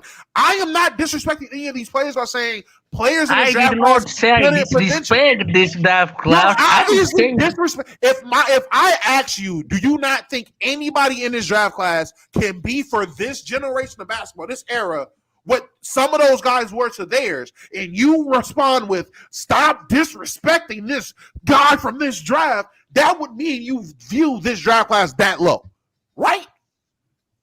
that is why I said what I said. So I think you're disrespecting these guys. I think you're disrespecting some of these guys. I think some of these guys do have the potential to be great players, all-star level players. Maybe. Hall of Fame level players. A couple of these guys, I think their potential fulfilled will be Hall of Fame level. Which Hall of Fame? Like top tier Hall of Fame or Joe Johnson Hall of Fame? Yeah, there's one Hall of Fame for basketball. The Basketball Hall of Fame. Fine. Okay. I'm looking at other draft classes. Some of these is like obvious names you're just not gonna. Why are you so high on this draft class? It's not just this draft class. I'm high on a lot. I've been high on draft classes since 2015, 16. I've been super high because I realized so many people are just wrong about analyzing young talent, and that's my thing. Every year, I was as high about this draft class as I was about the draft class last year. If anyone remembers, Mars knew I was praising and preaching. Hey, y'all niggas better look out for Gigi Jackson. This draft class, I'm high on draft classes in general. I think people have a bad way of deciphering what talent is, and a lot of niggas are too lazy to look at these prospects, so they just get this sheep mentality of, oh, well, if everybody's saying this, then I'm gonna say it too. And that's my issue. It's not so much I'm super high on this draft class. I do view this draft class as being mostly role players, but there are going to be a couple guys that are just better than we assume. There are going to be guys that pop that we just don't see pop, because for the last 23 years, that has been the case. And I don't think this is the draft class this is going to be the first draft class in 23 years that's going to just be stinky like 2000 or be just pure role players like 2000 was. I don't think that's the case. So it's not so much just this draft class. It's draft classes in general I'm high on. Hey, my bad if I pissed you off. No. You didn't piss me off. But again, it's the same conversation I've been having since I was at lunchroom tables back in high school. Like, niggas just say, oh, this draft class stinks because A, they didn't watch college basketball. B, you don't know the overseas games, so you haven't seen any of these overseas talents or anything like that. So niggas just run with what the media says. And I picked up early, a lot of these scouts, a lot of these draft analysts suck at their job. When I see niggas go on air and say Bruno Caboclo is 2 years away from me and 2 years away, I said, what the fuck does that even mean? When I went back and looked and did research and seen niggas said Deshaun Stevenson, draft count was Michael Jordan, I said, all right, there's a flaw in the fucking system. When I seen everyone start comparing these guys to guys that they clearly weren't that I watched, I said, yo, there's a flaw in the fucking system. And I zagged when everyone else zagged. I start paying attention to the draft, paying attention to young players, and just forming my own opinions and not going based off what other niggas say. Like, it's just, and it's worked out. It's done wonders for me outside of guys that go to Kentucky, obviously, because I'm just wrong about them niggas all the time. But other than that, it just works for me. And for the most part, I'm right about a lot of the prospects. Now, obviously, you're not going to be right about everybody, but I can remember when niggas said that the 2017 draft class was top heavy. I remember that. That the two most common things you will hear niggas say is this draft class is weak and this draft class is top heavy. That's what they said about 23. They said 23 was top heavy. If we go back and look at the 23 draft, how many players were good outside of the lottery? If we go look at the 22 draft, they said the 22 draft was top heavy. You can find productive players, good players, outside of the lottery. How is it a top heavy draft if there's players going outside of the lottery that are productive and good? And that's my issue with how people are analyzing the draft. But how many drafts has prospect panning out rather than you don't know a player and that player turns out to be good? I'm sorry, ask that again. How many drafts have the prospects, means the top 15, top 20 prospect panning out rather than you didn't know about these players and they pan out in a miraculous way? More times than not, I'm just right about the draft class. Now, players panning out that I just didn't see panning out. Again, outside of Kentucky guards, I mean, every draft class has one. I can go back and look at draft class and hand pick out guys where it was like I just either didn't know about them or I wasn't as high on them and they surprised me. I'll go back to last year's draft. I'm not gonna lie to you. And it depends how you feel about them. But I wasn't high on Keontae George. Like when Keontae George got drafted, I wasn't a person that was super high on Keontae George. Like I didn't talk about him much. I wasn't high on him. Casey Wallace surprised me. Again, Kentucky guard. But Casey Wallace wasn't a guy I was high on. He surprised me. Derek Lively was cool. I was cool on him coming out of the draft, but he ended up being way better immediately than I thought he was going to be. And you can say that's because of Luka and how he was used, or you can say that's because of the level of talent he was. I just viewed him. I just thought the nigga would be, I thought he'd be cool. He was a lot better than cool. Who else? Marcus Caesar. I knew nothing about him, and he was picked at the end of the first round. I knew nothing about him, and he ended up being a lot better than I thought he would be. We go to the 22 draft. I'm looking at this draft class. I can remember going back.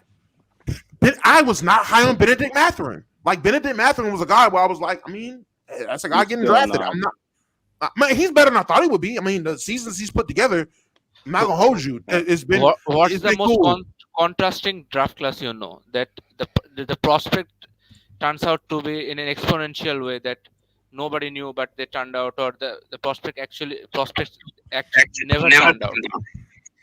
You said which draft class has prospects that like just turned out a lot better than anyone? The most contrasting means the view outside was this draft class is very good, but didn't pan out, or the view outside was this draft class isn't good, very bad. One of the greats. The first one, Mars brought it up, and he always brings it up. 2020, people were not high on the 2020 draft class. They had questions. I'm sorry, what? They were not high on Ant, LaMelo, all those guys.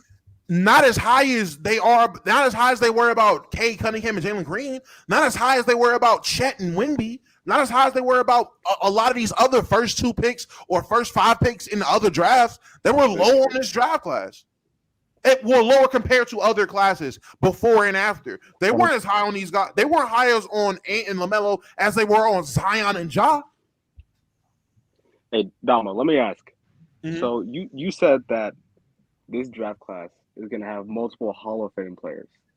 That's I know I'm going to just gloss over that one, but can you name, like, I don't know, give me like 1 or 2 names in this draft class that in like the next 10 years you think will even make an all-NBA team? Really? Yes.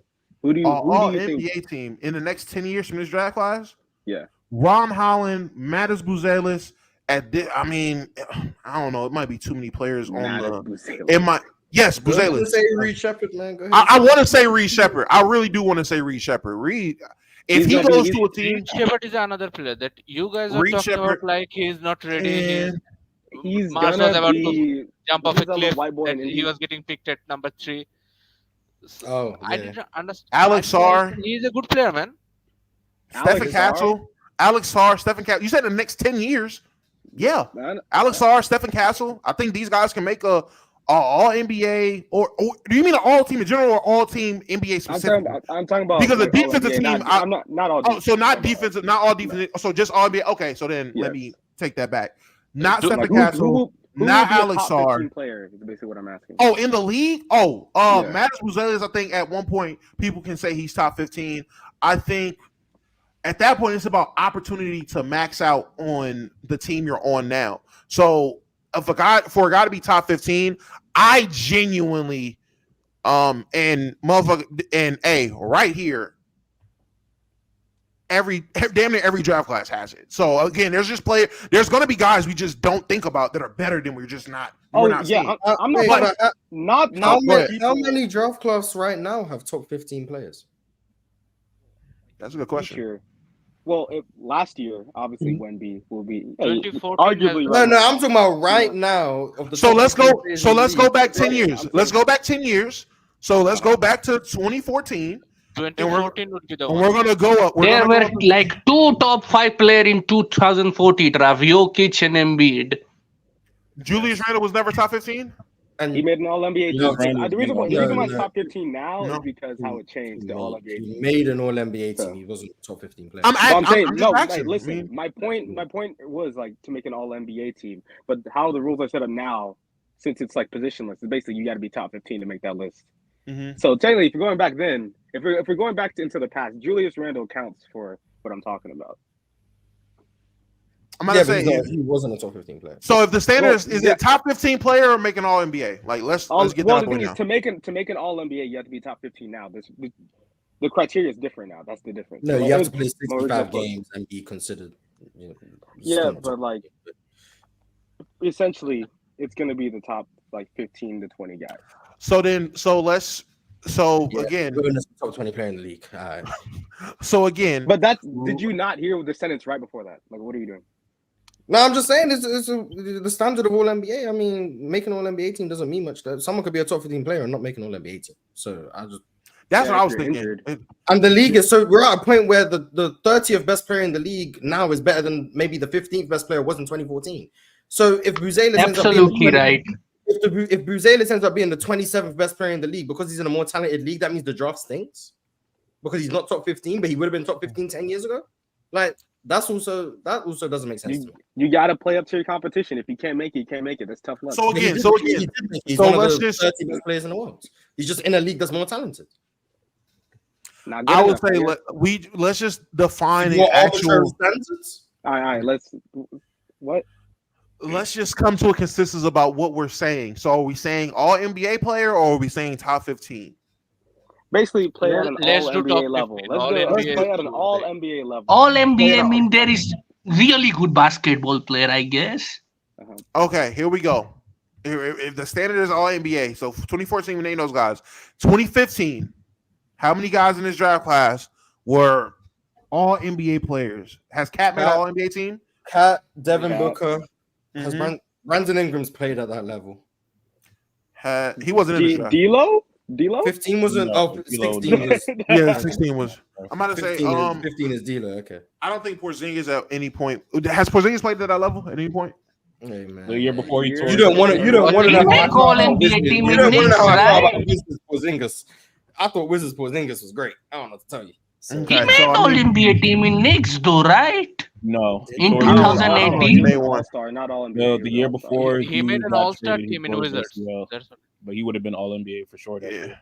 He All was right. an all-star team in 2018. Porzingis, if I remember all correctly. star and all NBA are two Yeah, I'm different saying- things. But it's- regardless, it's- cool. That's the asterisk by fucking Porzingis. But regardless, multiple players in that draft class. We moved to 16.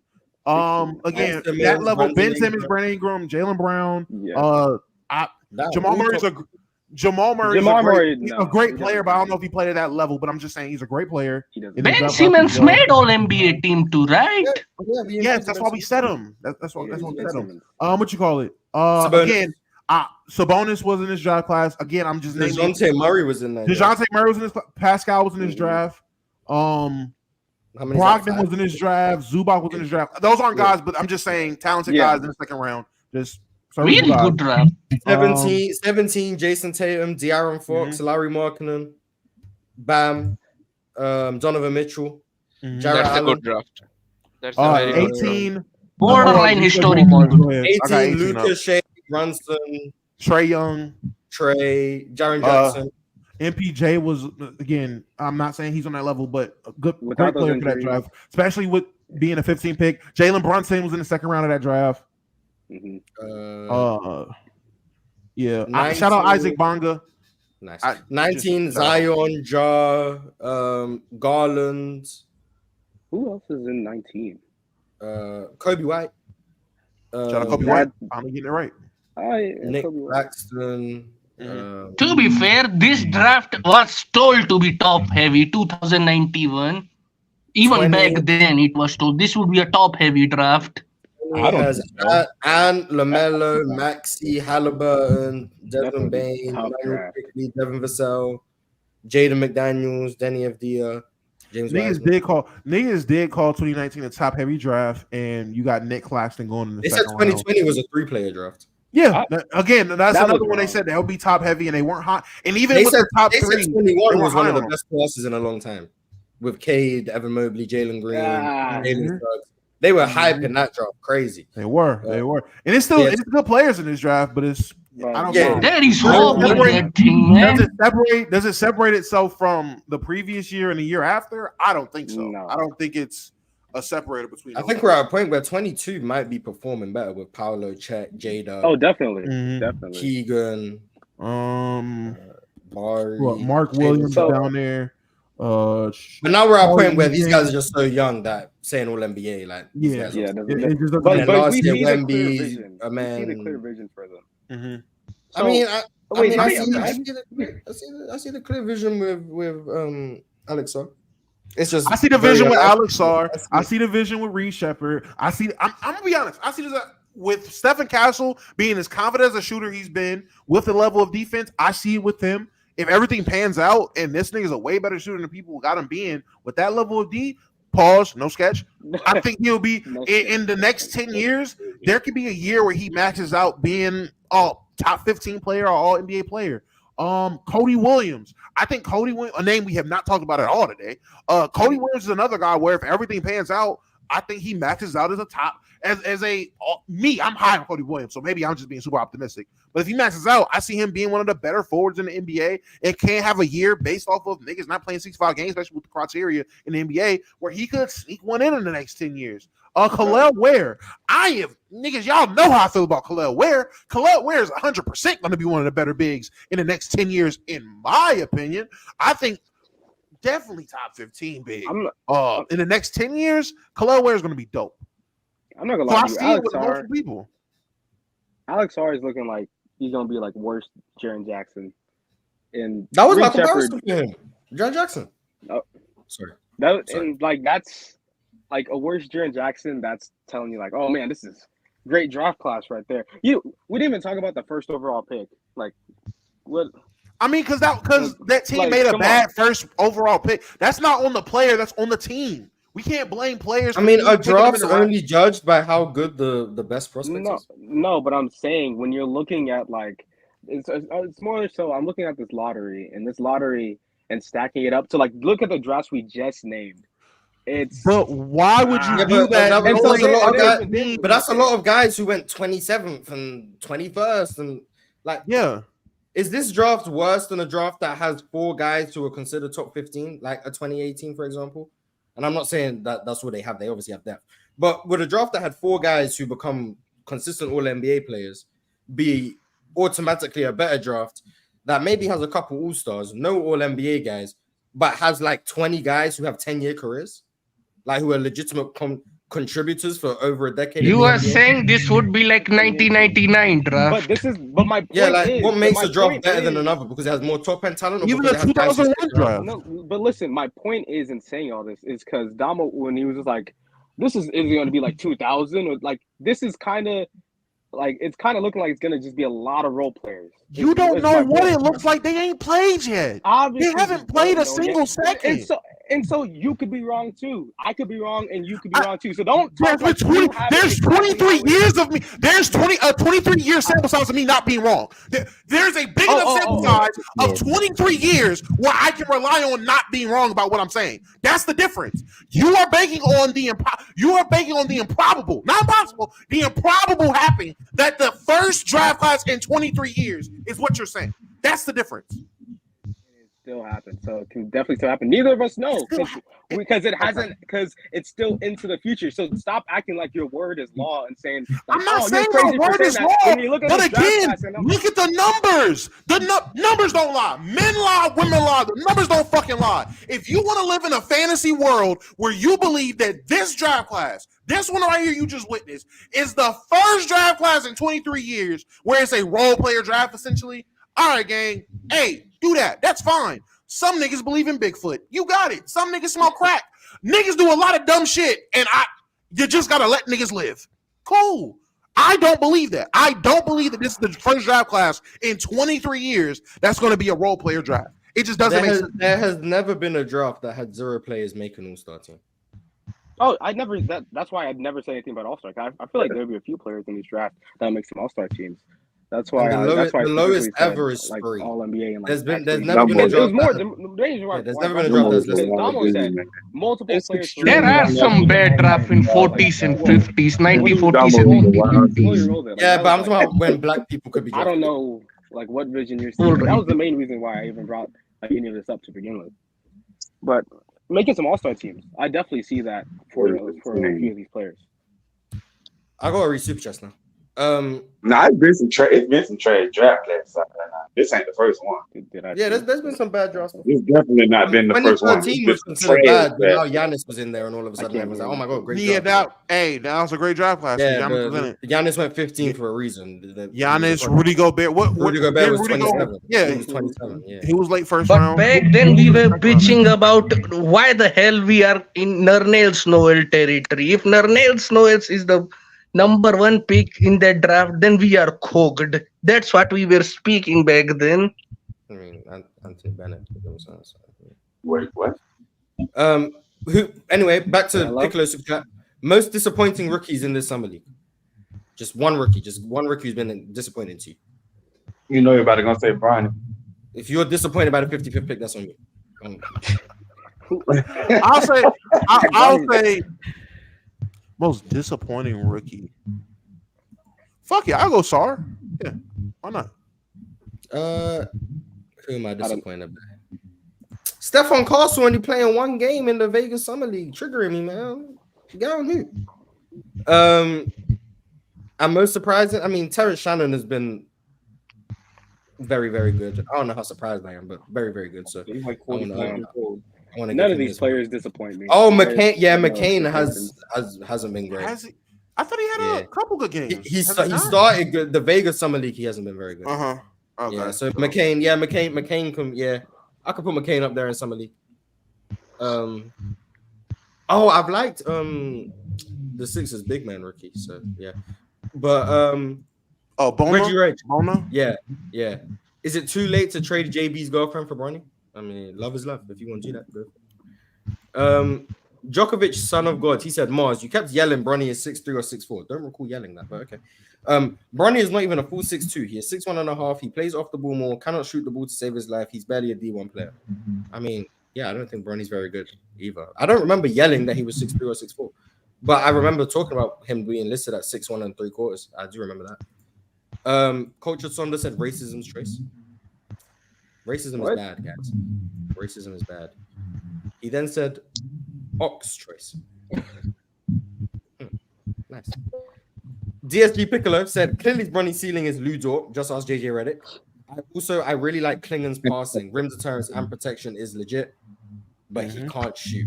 Yeah, I mean, Donovan Klingen is about what I expected. Like literally everything I expected. Nobody expected him to shoot. Except himself.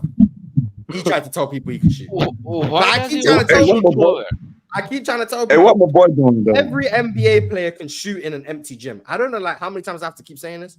Every single player in the NBA, even the worst shooters, Ben Simmons, Amen Thompson, Ryan Dunn, who just got drafted this year, all of them can shoot in an empty gym. That is not proof that they're gonna be shooting in the NBA. That's I've not seen proof. Shaq and Steven Adams hit 23s in a row in a gym. I keep every time I keep seeing a workout video or any non-shooter in the NBA shooting threes in a workout or in an empty gym, and the comments are, if he adds this to his game next season, insert team is gonna be dangerous. And then they never add it. You know why? Because it's different. It's a different environment. So Dwight Howard shot about 95% from the free throw line in practice. every time that happens, I'm like, bro, there's no way you guys haven't learned. But whatever. So what? Go with the free throw one. I mean, Cho told the story about how Shaq was working out with him on free throws. He was going 9 for 10, 10 for 10. Then he went to the game and went 2 for 13.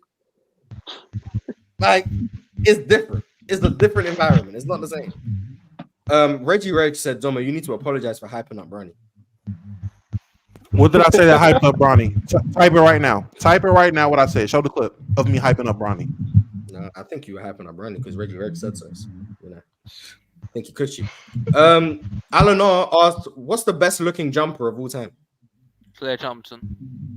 I think Clay's is fundamentally sound. I don't think it's the best looking. The best looking? Shannon Brown. J.R. Smith has a beautiful jumper. Carmelo jumper. I love watching it. Lonzo Ball. I love J.R. Smith's jumper. I really like KD's jumper, but it's unorthodox because he brings it up like Jordan Farmer. I like Kobe jumper, like when he shoots mid range. I like Kobe's jumper. Is it pretty? Kobe Is Bryant. Kobe's jumper pretty to look at? Jordan's was very I good. love Only For me, is- the answer is J.R. Smith. J.R. Smith has maybe Yeah. the prettiest jumper I ever seen. I'm gonna go with Paige Storyaka. Underrated Russ's jumper back in like 2011, 12. It looked nice. Any Russell jumper that Westbrook. gets elevation, I really like, but not like Ray Allen. Ray Allen's is weird, but like J.R. Smith is. Oh my, that's perfection. You can show me J.R. I Smith's think jumper. MJ had a good nice jumper. Respect Ray, man. Yeah, we good.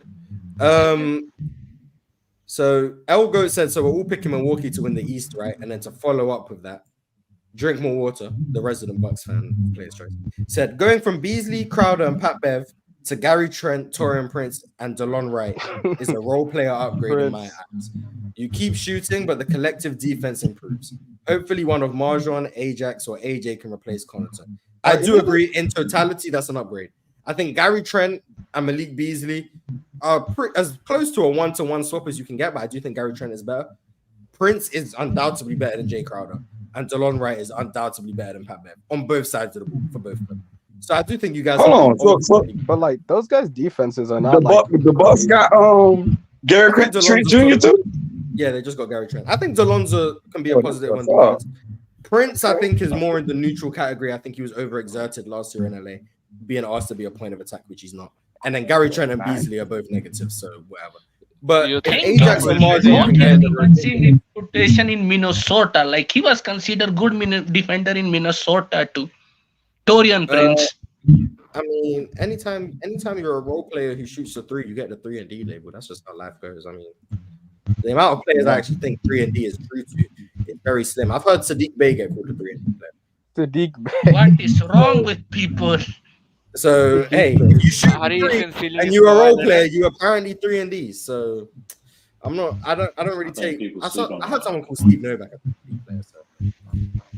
Back in my day, we used to call Wesley Matthews 3-and-D player. That one A 3-and-D player to me is like prime Nicholas Batum. That's a 3-and-D player. That's Danny Green. Even would he count? Even Nicholas Batum was like a point forward who could shoot and play. Nicholas Batum was a really good player. Like, Jeremy Green. Yeah, prime Nicholas Batum was a really good player. Danny Green was a 3-and-D player. Robert Covington, a 3-and-D player. Peak Robert Covington, like 2018, 19, 20 Robert Covington. That's one of the best wing defenders we've seen in like the last 50 years. Jeremy Green. Shout out to 2014 Kawhi, man. Before he become superstar, like he was menace, man. Like the 3-and-D player we used to call Kawhi that back in there. Before he. But I'm not gonna lie. I just started thinking about prime Robert Covington on defense, man. People didn't appreciate how good Robert Covington was. Robert Covington is not a better defender than Jeremy Green. We're gonna end the show because there's no way I just heard Jeremy Green a better defender than prime Robert Covington. So we'll see you guys on Thursday on YouTube again. Yeah, Open Gyms back on YouTube. Yay. Facts. We'll see you on Thursday. Merry Christmas.